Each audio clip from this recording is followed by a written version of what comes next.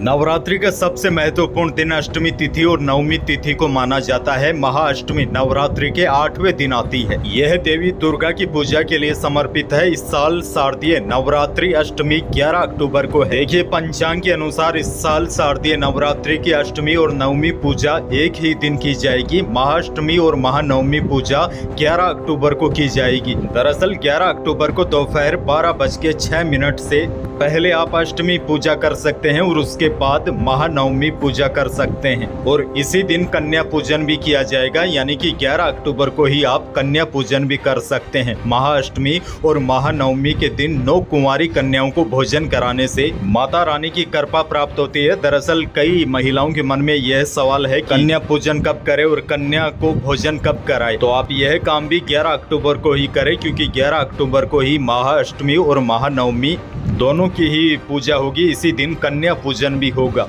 अच्छा, देखिए, बड़ी बात आपको बता दूं, अगर आप कन्या पूजन कर रहे हैं और कन्याओं को भोजन कराने की सोच रहे हैं तो आपको कुछ विशेष बातों का भी ध्यान रखना होगा। जैसे आप जिन कन्याओं की पूजा कर रहे हैं, आप जिन कन्याओं को भोजन कराने की सोच रहे हैं, वह निर्धन होनी चाहिए, यानी कि वास्तव में ही उनको भोजन की आवश्यकता है। जैसे आस पड़ोस में कोई गरीब परिवार है या फिर कोई निर्धन परिवार है, तो उन घर की कन्याओं को अगर आप भोजन करवाते हैं और कुछ उपहार वगैरह देते हैं तो यह आपके लिए काफी फलदायी होगा। तो यह 9 कन्याएं वह होनी चाहिए जिनको वास्तव में ही भोजन की आवश्यकता है और उपहार की आवश्यकता है।